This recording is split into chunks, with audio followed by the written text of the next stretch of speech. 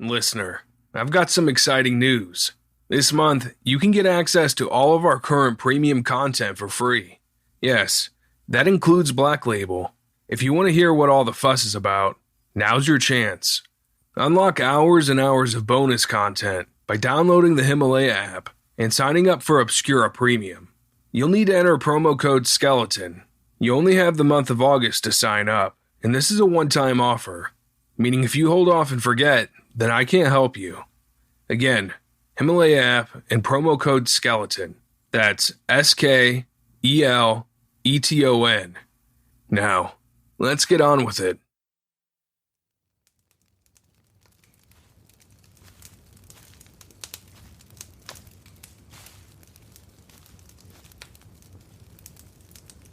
Welcome, listener. I'm glad you're here. Take a seat next to the fire. Welcome to Obscura, where we shine a light on the dark.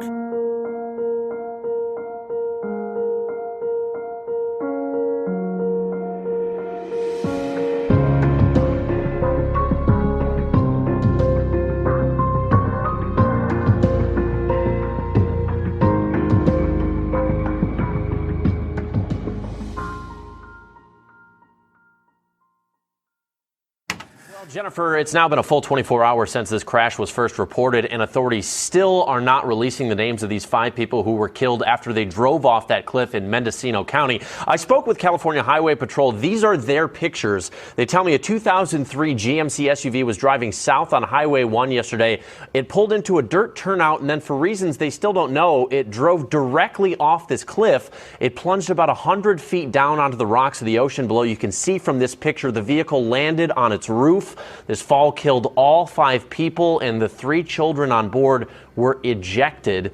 I talked to a woman who owns a house right by where this happened. She said she wasn't there at the time, but she thought the crash is strange because the turnoff is so large. You can see that in these pictures from Google Street View. On March 26, 2018, in the late afternoon, the California Highway Patrol was called out to a crash site on U.S. Highway 101.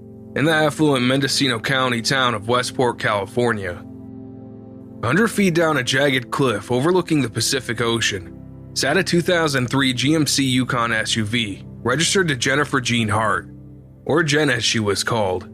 Upon closer inspection, it was discovered the SUV held an entire family, but not just any family. This was a family affectionately known as the Hart tribe by their friends and by their community. The Hart tribe made a striking impression everywhere they went. It was comprised of Jen and Sarah Hart, 2 married women, and their 6 adopted transracial children. At the time of their deaths, Jen and Sarah were both 38 years old. Their oldest child, Marcus, was 19, followed by Hannah, 16, Devontae, 15, Jeremiah and Abigail, both 14, and their youngest child, Sierra, who was only 12. Having driven down to California from their picturesque 2-acre piece of land in Washington state, the Hart family apparently homeschooled their children so they could offer them a nomadic lifestyle filled with on-the-go education, activism, and political awareness. They often volunteered together to help feed and clothe the homeless. The children, who were always well-behaved and often dressed identically, made a striking photographic impression. Jen's body was discovered in the driver's seat, with her seatbelt still intact. Her wife, Sarah, was found in the back cargo area, unrestrained. 3 of the children were found outside the vehicle on the rough shoreline. A few weeks later, a body of a 4th child was recovered from the rough surf. 2 of their other children would be declared missing and presumed dead. The presumption would be fortuitous, as months after the fatal crash, a foot washed up on the shoreline near the crash site. That foot was eventually, through DNA testing, identified as belonging to 16-year-old Hannah Hart. The body of the 6th child, Devontae, was suspected of being pulled out to sea. Nearly a year after the crash, in April of 2019, young Devontae would be officially pronounced dead after a verdict from a public coroner's inquest. Immediately following the crash, there was a makeshift memorial on the jagged cliffside where the Hart tribe plunged to their deaths.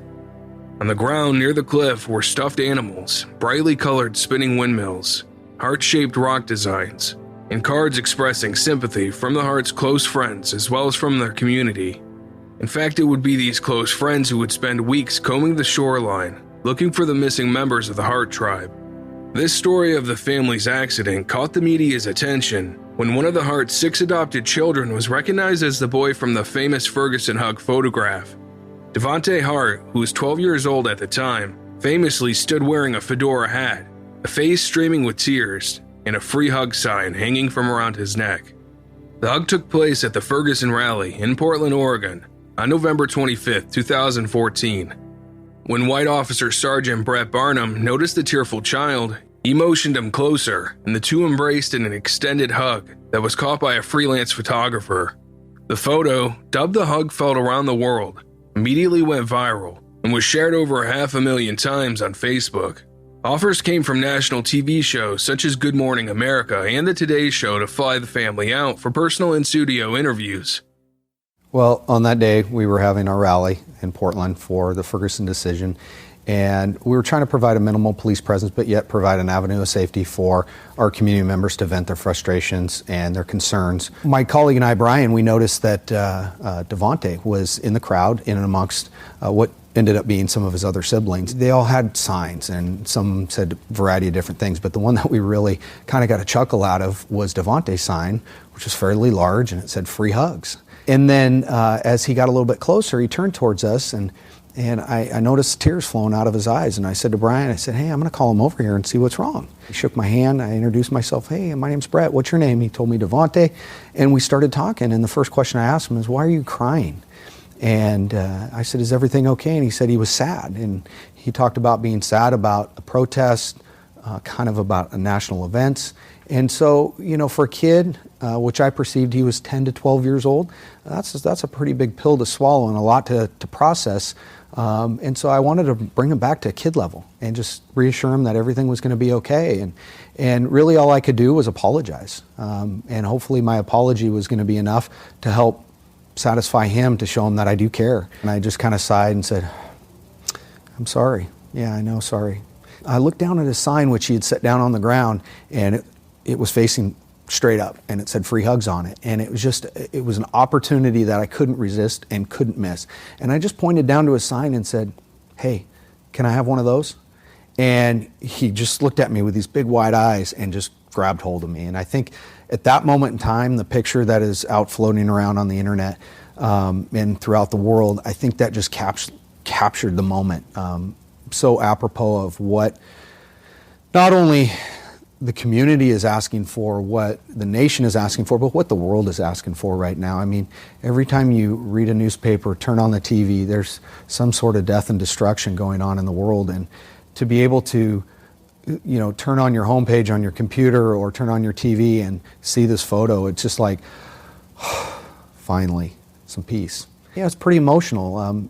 I had no real idea that he was crying that hard when he was on my shoulder, because my head was over the top of his, wearing a big helmet. And you know, he turned around, picked up a sign, he walked back to his mom. I looked to his mom, and she was approaching me. And what really got to me at that point in time was she shook my head and said, "Thank you, he really needed that." Jen, who was a strong proponent of the Black Lives Matter movement, often spoke out about the subject on her personal Facebook page. However, she shunned the national attention, declining all offers under the guise of protecting the privacy of her children. Jen was quoted as saying her son worried about the dangers when he grows up, just quote, "for simply being." Others were critical of the photo, saying it didn't represent the reconciliation between law enforcement and the lives of Black people, but rather it represented the depth of trauma felt by the Black community from law enforcement, a trauma born from fear of losing their lives at the hands of those who were supposed to protect all citizens equally. The press wanted to portray the photo as a symbol of hope and change to come in the light of a controversial Ferguson decision. The photo's detractors felt it showed an unrealistic portrayal that Black people have nothing to fear from law enforcement, especially in the light of statistics that prove otherwise. There were many who believed the photo was staged in order to push a false narrative that racism was no longer an issue in our society. Even Saturday Night Live did a satirical reenactment of the photo, with an Al Sharpton lookalike walking the streets of New York offering free hugs to officers wherein he was repeatedly rejected. It was this type of debate over the photo that prompted the seemingly protective Jen Hart to recoil from the publicity. However, others viewed her decisions differently. They believed Jen shunned the publicity for personal, darker reasons. Reasons that would spark a debate between the supporters of the Hart tribe and from law enforcement alike. Many in attendance at the Ferguson rally that day saw a small and terrified boy who was repeatedly ordered to approach various police officers by his demanding mother. Over and over, she commanded him to approach different motorcycle officers, and each time he would cry and retreat. When he finally approached Sergeant Barnum, his tears weren't in support of a movement. They were born out of fear for his own personal safety, or perhaps fear of his own mother.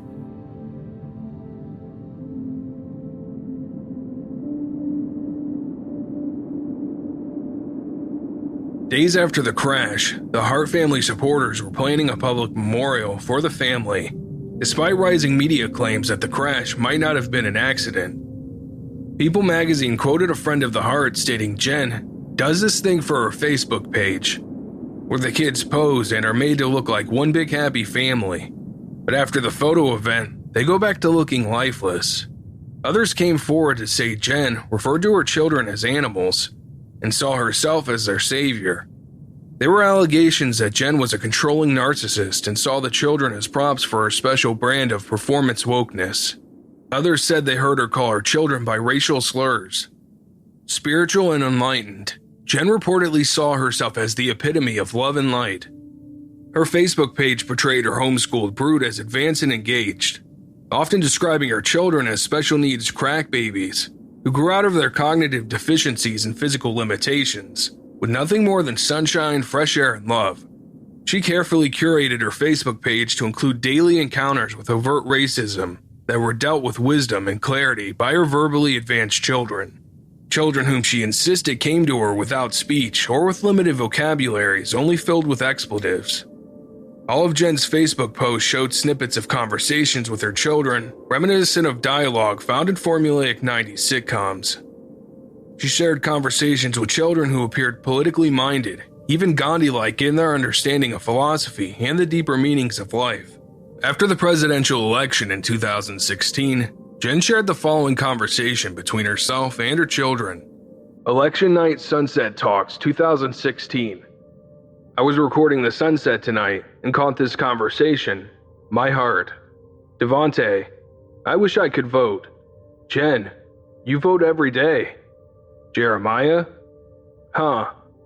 Jen, you vote with your actions, your bravery to stand up for what you believe in, and you vote with how you choose to spend or not spend your money.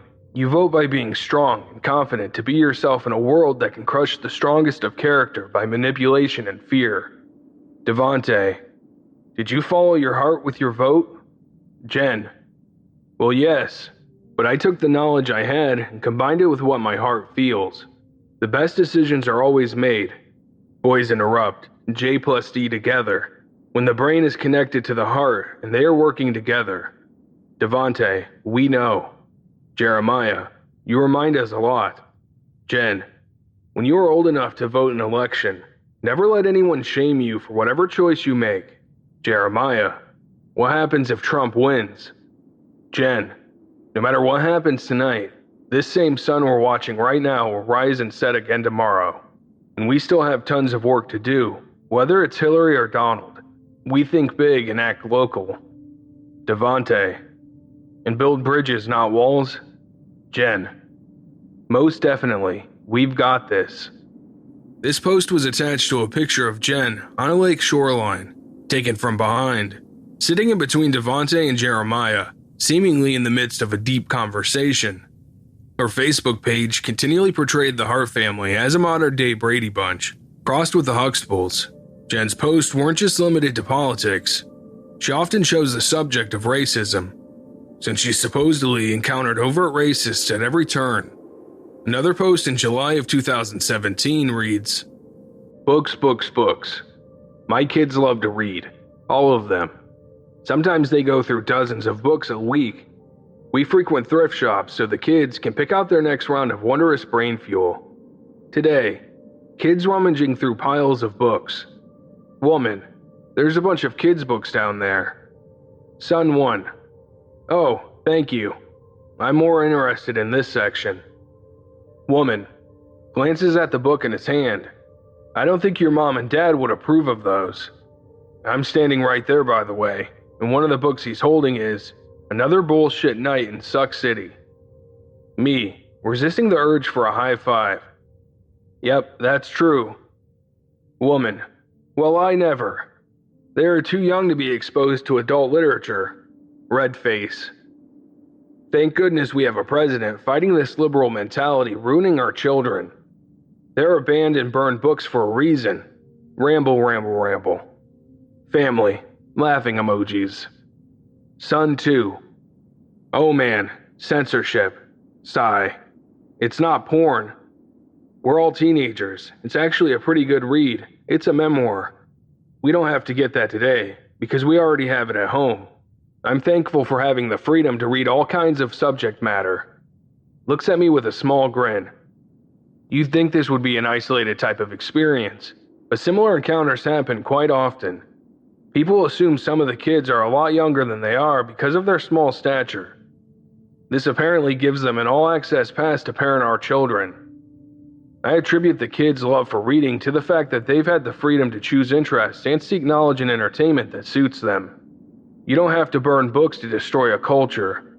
Just get people to stop reading them. Ray Bradbury.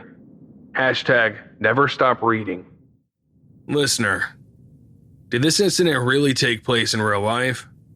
Or was it a made-up story to go with a quote Jen stumbled across? Then there's the issue of the small stature of the kids. Despite their ages, the children all looked much younger. Jen insisted this was due to the fact that they were born as, quote, crack babies, and to their all-organic and vegan diet. Yet, at the time of the accident, the Hart family had a refrigerator filled with meat and dairy products. In fact, it was obsessively neat and filled with non-organic and non-vegan food. Facebook played a large part in Jen's daily life. She used it as a journal to chronicle the lives of her family. It was an online existence that we now know had zero basis in reality. Jen's Facebook family was a figment of her imagination. She would stage photos of her children lined up and often meditating in identical poses. As any parent can tell you, getting a photo where all kids are smiling or perfectly posed at the same time is a statistical anomaly. Jen's Facebook wall was littered with photo after photo of all 6 children lined up, with chickens on their heads or eating watermelon.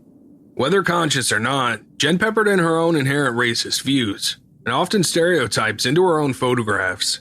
One photo, entitled, Our Version of Chicken and Waffles, showed the children holding plates filled with uneaten waffles as they balanced chickens on their heads. Missing in the photo were condiments and utensils. One of Jen's favorite poses seemed to be all of the children photographed from the back, holding hands at the sunset, often in front of scenic backdrops such as lakes or mountains. The Hart family seemed to live a life of complete contradiction to the way Jen had portrayed them on social media. Many horrible realities of the Hart family would come to light in the days and weeks following the crash. The truth comes out.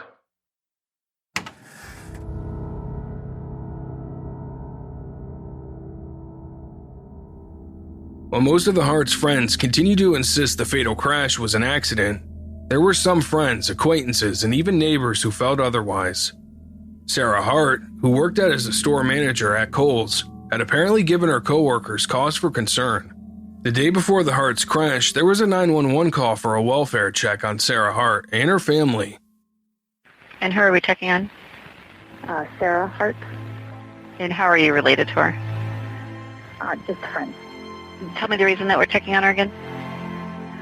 She sent out a text message at 3 o'clock in the morning on Saturday morning stating that she was sick, but nobody's been able to get a hold of her or talk to her or seen her since that text message. Okay. Or her wife, which is Jen. So we're just concerned. Okay, and did she say, when she said she was sick, did she say what was going on, or? She just said that she just is unable to come out and wasn't able to go to work and thought she was going to have to go to the doctor. I checked the hospital, so they didn't have any record of her. and I think her phone is now dead. And what is her phone number? Okay. And just the two of them live there, or? And they have 6 children. Apparently, Sarah's coworkers were concerned for her and for the well-being of her children. Just days before their crash, Sarah allegedly told coworkers she had regretted adopting so many children, and even stated she wished someone had told her she didn't have to have such a large family. The source of Sarah's recent stress seemed to have come from their neighbors who had reported the family to Child Protective Services. As a same-sex couple with biracial children, Sarah told her work friends that the reports were due to bigotry and racism. She said the neighbors next door to their new home didn't approve of a same-sex couple and obviously didn't want to live next door to a diverse family. Sarah's assertion, however, would soon be easily debunked. In the weeks leading up to the crash, it is documented that 15-year-old Hannah Hart had jumped out of a bedroom window and ran to the new neighbors for help. Some kids that I feel is being highly abused, and I can't wait until Monday in Woodland, Washington. What's the address? Okay, I'm going to give you the address of my daughter's house because it's right next door. Okay, and what's going on there? Well, they have 4 black children, which that part doesn't matter, and they're new here in Texas. But the other night, a little girl jumped out of the second-story window on the roof and then down onto the ground and ran to my daughter, and this is like 2 in the morning, begging them to help her. When did that happen? About 3-4 nights ago. Okay. And my son-in-law doesn't want to get involved, but the more I sit on it, I just can't live with it. Somebody's got to go there and check on these kids. And so how old was the little kid that did that ran to your daughter's house? About 12 years old, 13. And when they came looking for her, she was begging my daughter not to let them know she was there. And then eventually my son-in-law let him know. And then she had all 4 of the kids come back later and to say everything was okay, and they were all standing at attention like they were just scared to death. And I think there's something very serious going on there. And they're here from Texas. The kids might even be kidnapped. Okay. And so did the girl ever say why she was scared? No, she was crying, and it was 2 in the morning, and my daughter said the biggest problem was she's half awake. She couldn't believe what was going on. And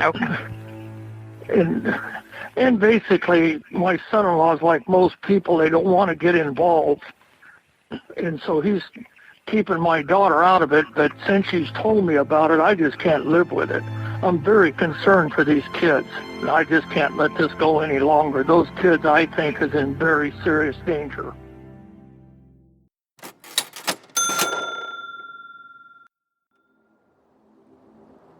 Listener, have you heard of Native Deodorant? Native creates safe, simple, and effective products that people use in the bathroom every day. They create products with trusted ingredients and trusted performance. Not convinced?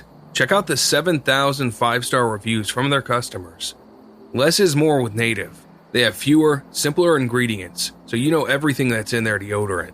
Controversial ingredients used in the other brands like aluminum may be linked to some serious health ramifications, including breast cancer and Alzheimer's. Although Native is priced at a slight premium when compared to conventional deodorants, it's safer and effective. Now, just because the ingredient list is limited, doesn't mean their selection is. Native comes in a wide variety of enticing scents for men and women. Plus, they release new, limited edition seasonal scents throughout the year. My wife is personally a big fan of the lavender and rose scent. They also offer an unscented formula and baking soda-free formula for those with sensitivities. Overall, I can't recommend Native enough. I've been overjoyed to find a deodorant with natural ingredients that actually works. For 20% off your first purchase, visit nativedeodorant.com and use promo code OBSCURA during checkout. Again, for 20% off your first purchase, visit nativedeodorant.com and use promo code OBSCURA during checkout. Have you ever wanted to be a fly on the wall during a murder trial? I've got a podcast that should be your next binge. Murderish. Murderish is a true crime podcast that gives listeners a 3D look at gripping murder cases, from beginning to end. You'll get to know the victims and perpetrators, how their worlds collided, and what went down during the trial.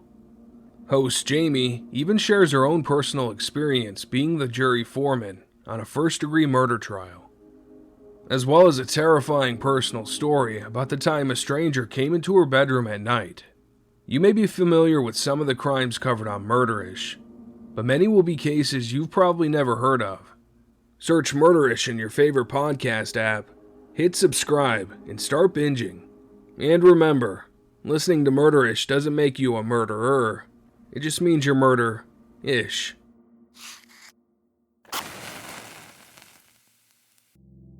Hannah Hart had jumped out of the second-story window and begged the neighbors for safety. She wasn't 12 or 13, she was in fact 15 at the time, missing her 2 front teeth, and at just 50 pounds, she weighed what a typical 7-year-old should weigh. In August 2017, the DeKalb family knew very little about their new next-door neighbors. A few months prior, a realtor had told them about a family with, quote, lots of kids and lots of animals, would be moving in next door to their 2.5-acre property. Their home and the Hart home shared a driveway, but the only people they saw at the house were Jen and Sarah, and once they saw 2 small black boys taking out the trash. They didn't think the children were enrolled in school, as they never seemed to leave their home. The DeKalbs never saw any animals or other children prior to that fateful night when Hannah reached out for help. At 1:30 a.m., Bruce and Dana DeKalb were awakened from a deep sleep when a small, unfamiliar girl appeared at their front door, wrapped in a blanket, begging them to hide and protect her. The little girl explained her mothers were abusive and racists. She stated her mothers beat her with a belt and called her racist names. Before the couple had time to respond, Hannah ran past them, up their stairs, and hid behind a bed. Bruce DeKalb heard the Harts outside searching for their daughter and went to tell them she was inside their home and safe. Upon Bruce's disclosure, Jen immediately, just as Hannah had moments before, walked straight into the DeKalb home and began talking to Hannah. She asked Dana DeKalb to leave them alone so she could talk to her daughter in private.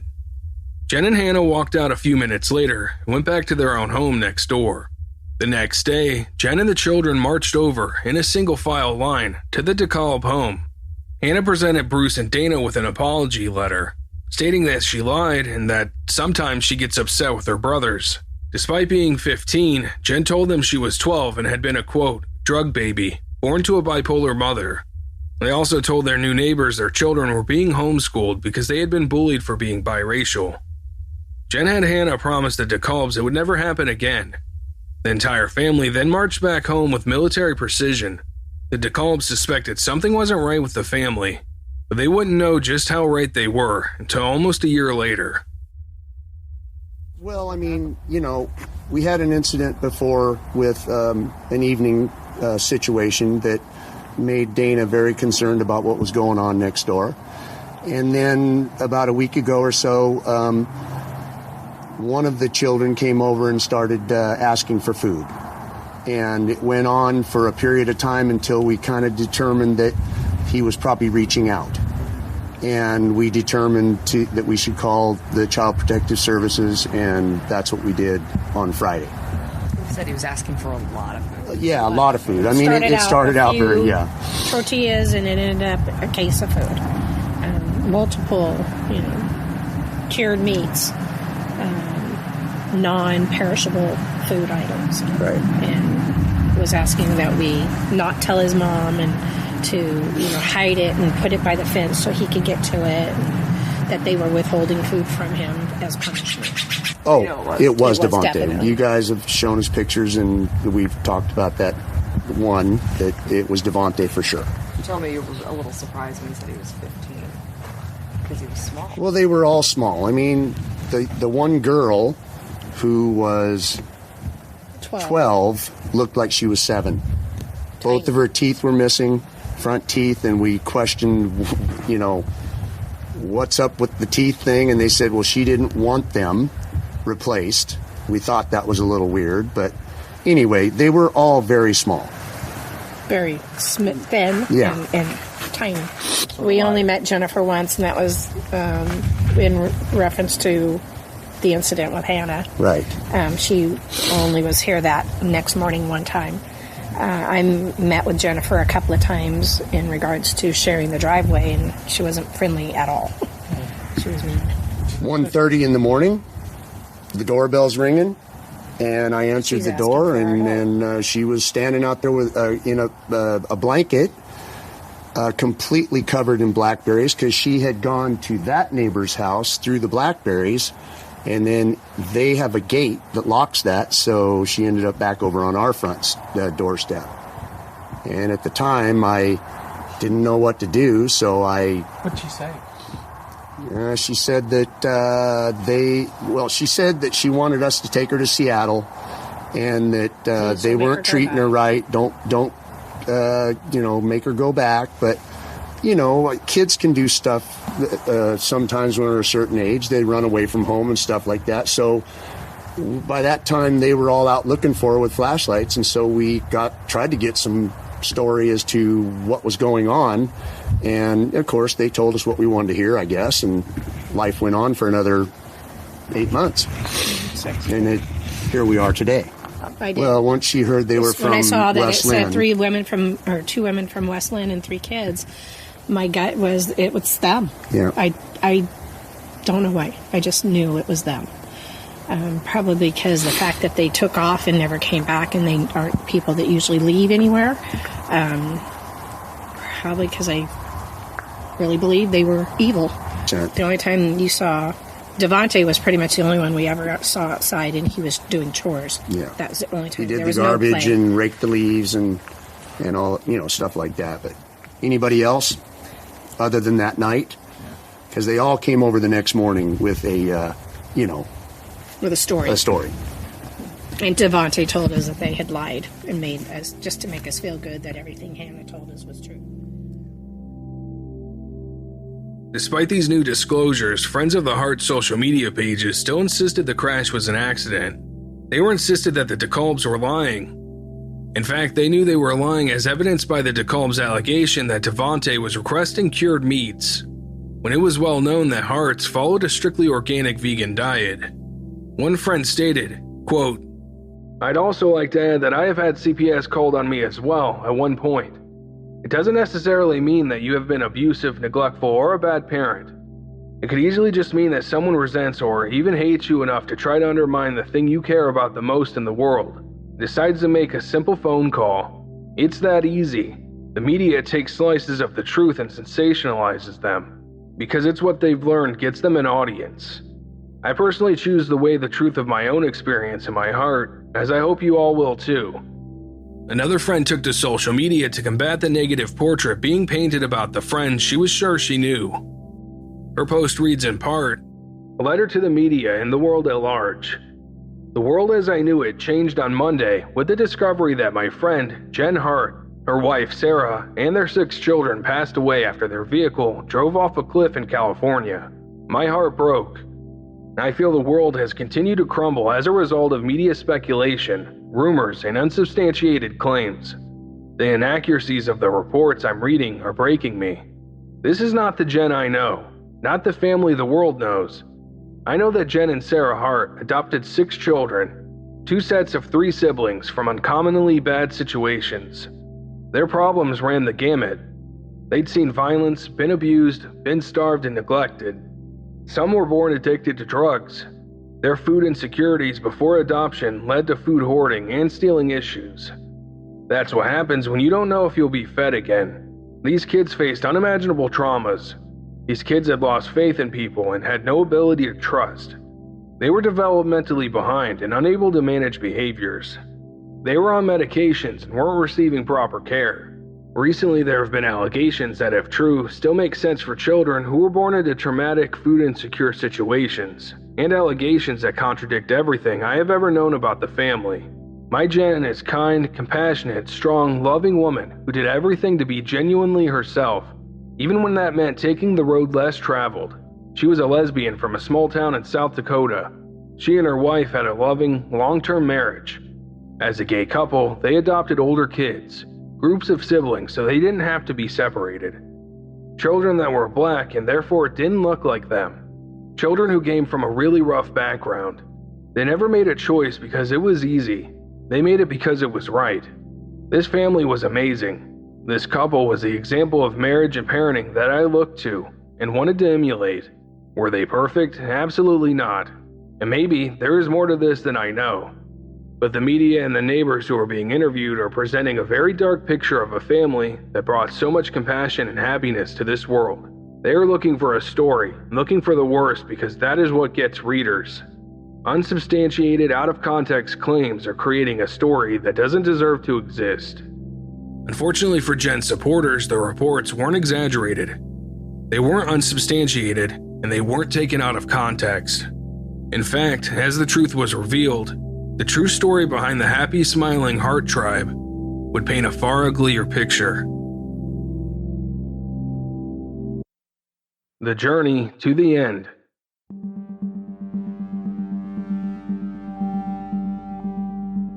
It turns out the Hart family had a history of moving from state to state with their children in tow in order to avoid repeated allegations of child abuse and neglect. The family's recent move to Washington was to avoid the charges they faced in Oregon. Before that, the family had moved to Oregon from Minnesota, where they'd adopted two separate sibling groups. While residing in Oregon, the Department of Human Services received an anonymous complaint that the children appeared to be underweight and undernourished. The caller also mentioned the family cars still had Minnesota license plates. Unlike a criminal database, there isn't a national registry for child abuse allegations or even convictions. Feasibly, somebody could move state to state as the Harts did, keeping what seemed to be a clean slate despite the numerous complaints. However, in this instance, the savvy Oregon caseworker contacted the state of Minnesota and was able to obtain reports of past allegations of abuse. The Minnesota counterpart reported the Harts had resided in Sarah's home state of Minnesota. From records, it appeared that Jen Hart had adopted the first sibling group as a single mother. The children, Marcus, Abigail, and Hannah, were adopted through an out-of-state program with the Texas Department of Family and Protective Services. After their bipolar mother's parental rights were severed, we're going to call these siblings the S group. The S group's mother was mentally ill and unable to properly care for her children. At a picnic, one child was bitten hundreds of times by red ants. Another child developed pneumonia so severe that the child's pediatrician ordered the mother to take her to the hospital. When the child failed to show up for another checkup, the doctor, a mandatory reporter, notified the Department of Social Services. The mother was arrested and the children were placed in foster care. As what we will find out later was the custom and practice of many Texas caseworkers, the S group's mother was offered a deal. She was told that her children's foster family wanted to adopt them and would provide them with a better and stable home. The S group's mother was also told that the criminal charges against her would be dropped if she voluntarily agreed to sever her parental rights. So she signed. Except that wasn't true. The foster family didn't want to adopt her children. Instead, the Texas caseworker listed the sibling group as available for adoption with an agency in Minnesota. This is when Jen Hart adopted the three children in 2006. The state of Texas also provided monthly support to the adoptive family of the children. The amounts vary, but in total, it appears the Harts were paid over $3,000 per month, thus allowing Jen to become the primary caregiver and stay-at-home mom. In 2008, the police in Alexandria, Minnesota, received a call about a 6-year-old girl with visible bruises. The child had told school officials that her mother, Jen Hart, had beaten her with a belt. It was also reported that the child was always hungry and would go through school trash or steal food from other children. Jen told the caseworker that her child had been a drug baby who'd been neglected and starved by her previous family. Because of this, she was prone to stealing and hoarding food. Jen assured officials it was an issue she was dealing with. She said she was mystified as to how her child had bruises. However, she did note that the child had recently fallen down 8 stairs a few days earlier. A review of these records indicated that the case was closed and that the allegations were determined to be unfounded. Life continued for the family in Minnesota until February 2009, when Jen adopted another siblings group. Jeremiah, Sierra, and Devontae were also adopted from the state of Texas. We will call this sibling group the D group. However, the adoption was not yet finalized, as it appeared there was a blood relative who wanted to adopt the children. The group was originally a total of 4 children. However, Jen decided she only wanted to adopt the younger 3 children. These children were born to a mother who was addicted to crack cocaine. They also experienced broken bones and other signs of physical trauma. This mother also agreed to sever her parental rights to avoid prosecution. However, she only did so with the understanding that an aunt of the children would be allowed to adopt them. The aunt, Miss Celestine, had moved to a larger home and had the children for almost 4 months. Later, during an unplanned home inspection, the caseworker found that Miss Celestine was at work and had left the children in the care of her daughter. The daughter, in turn, asked the children's biological mother to watch them for a few hours. Since this was a clear violation of the placement condition, the children were removed from Miss Celestine's care. The caseworker asked a judge to deny the petition to adopt, and the children were then placed with the Hart family, while Texas dealt with the appeals. The appeal was still pending in late 2010 when one of the children's teacher reported that Abigail Hart was covered in bruises on her stomach and back. Abigail had also been going through the garbage at school looking for food. She told her teacher that her mother, Jen Hart, had hit her head against a wall. Abigail was photographed with bruising from her mid-back down to her upper buttocks. She also had bruising on her sternum. The mothers insisted it was a spanking that got out of control. They explained that the incident occurred over a penny found in Abigail's pocket. The child insisted she found the penny, but her mothers believed she had stolen it. Because she refused to tell them the truth, Abigail was bent over the bathtub and held under cold water with Jen's hands around her neck and then spanked her with a belt, causing the bruises to her sternum and backside. Despite Abigail's insistence that Jen had caused her injuries, the caseworker allowed Sarah to plead guilty to malicious punishment of a child and misdemeanor domestic assault. It is speculated that Sarah agreed to plead guilty since Jen's adoption of the D-sibling group was still pending. The children's aunt was still fighting the state of Texas for return of the children in the appellate courts. After Sarah was sentenced to community service and 1 year of probation, the family moved to Oregon for a fresh start. This is also when the children were pulled from public school and from the oversight of mandatory reporters. However, this doesn't prevent other people from noticing that something just isn't right with the family. Not only did the anonymous reports of the child abuse and neglect continue, they became much more alarming.